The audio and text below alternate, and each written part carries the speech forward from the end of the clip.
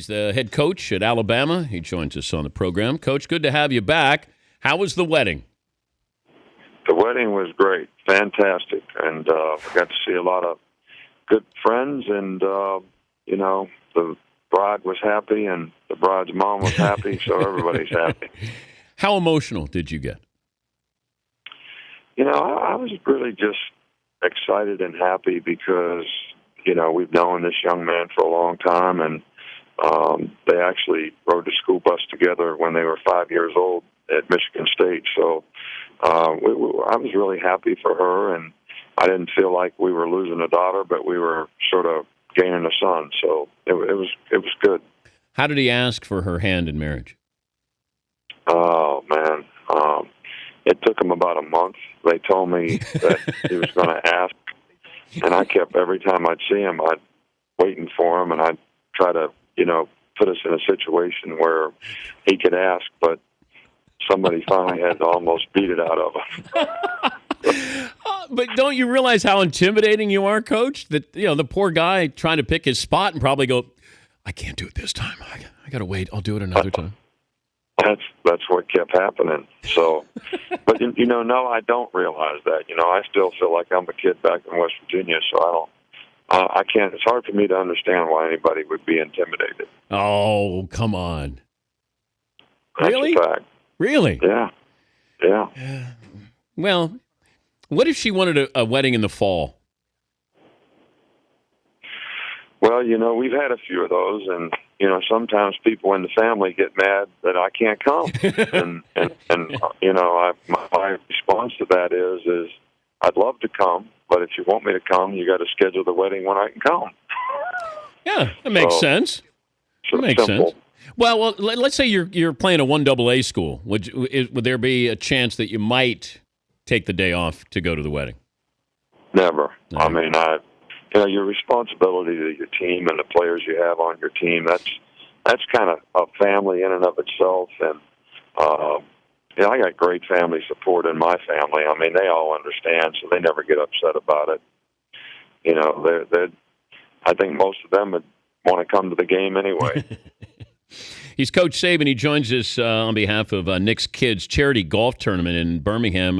Nick and his wife, Terry, have raised nearly $5 million since their arrival in Tuscaloosa in 2007.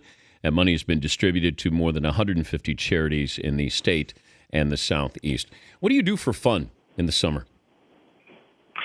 Well, I really enjoy this event. Probably one of the high points for me is, seeing the kid's face that, you really can help. But, we enjoy going to the lake. We enjoy family. I enjoy playing a little golf every now and then. So, there's a lot of things that we've learned through the years that you can't work all the time, which used to be a problem for me. So we take advantage of the little time that we have in the summer, and it's been very beneficial. Did you heed any warning with what Urban Meyer went through? Could you have did you relate to that where it's all football all the time and the stress that it takes on you, that sometimes somebody has to tell you or your body tells you? Well, when I first started out as a head coach, I wanted to be successful and do a good job so badly that it was sort of all in and nothing else. And that really wasn't good for anybody. It wasn't good for me. It wasn't good for our staff. And through the years, I've had to learn, maybe the hard way sometimes, that, balance is really healthy in anything that you do. And I actually think that it's, now better for family, staff's family, and me personally. So, hopefully we can continue to do this for a while and stay healthy enough to do it, because we certainly do enjoy it. You've made the headlines here for a couple of reasons. Recently, you talked about the satellite camps, that it's a disadvantage for the SEC, that you want the Power 5 conferences to all play by the same rules. I'm paraphrasing here, but is that basically what you're saying? Yeah, I think so. I think if we're going to have, a playoff between, these conferences, that, we should try to level the playing field as much as possible. I guess after being 8 years in the NFL, I kind of look at the NFL where they really do try to create a parity, from a league-wide standpoint, whether it's salary cap or whatever it is, to create competitive balance. And I just think that, the SEC is a great league, and there was a time when, just winning the SEC championship was great, but now that we had the BCS and now we have a playoff, I think it's a little bit more global, and maybe we should try to manage it that way. Expectations are always high for you. I don't know if your fan base thought you had a great year last year, that they expect championships here. That's pretty tough, but are they expecting more than you're expecting, Coach?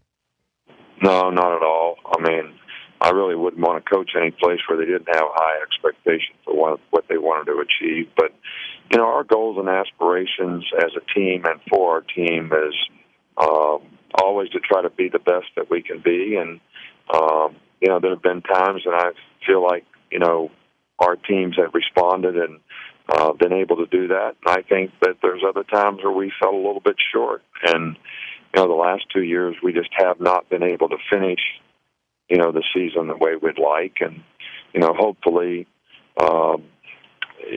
we can minimize the distractions and not get affected by some of these external factors that you speak of, which can affect players, especially, young players, to continue to, sustain a high level of performance so that you have to have a chance to finish strong. Is the playoff good for the SEC? I like the playoff. I think the playoff is, really good because it creates a lot of fan interest and a lot of excitement. I think I was a little bit sort of misunderstood when I said something about I hated the fact that the playoff has, sort of minimized the importance of bowl games a little bit, because bowl games have always created a lot of positive self-gratification for, a lot of college players. And I think that's a good thing. And hopefully these things can survive together, and we can continue to have a lot of fan interest because of the playoff. But there can still be a lot of players gain a lot of positive self-gratification for a successful season by going to a bowl game. Why weren't you allowed to bring in Everett Goldston from Notre Dame? Well, we have a rule in the SEC that, and I think the spirit of the rule is probably positive, and that we created a rule so a player couldn't just come in and be there for 6 months, never go to class, and play for 1 year.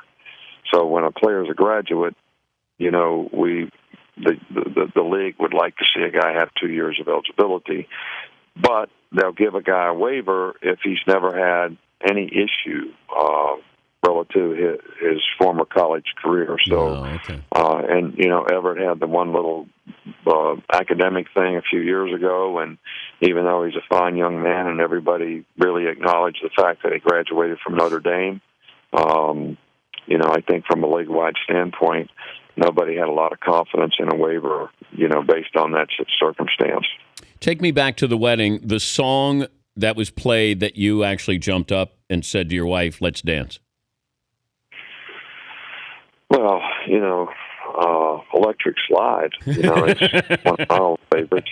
So, we were out there for that, and I tried to learn to wobble, but a little unsuccessful in that one. That took a little more expertise, knowledge, experience, and all that. But the groom was Greek, so we during a couple of breaks we had Greek dances, which were sort of interesting, and I tried to learn, and I did learn one. So we successfully executed one Greek dance. Did you ever see my Big Fat Greek Wedding? Yeah. Did you watch that to prepare for the wedding? I had already seen it, so I was well prepared. Well, enjoy the off season and the golf tournament as well. Always great to catch up with you. Thank you, Coach. Okay, Dan. Have a good day. Thank you. So, Nick Saban.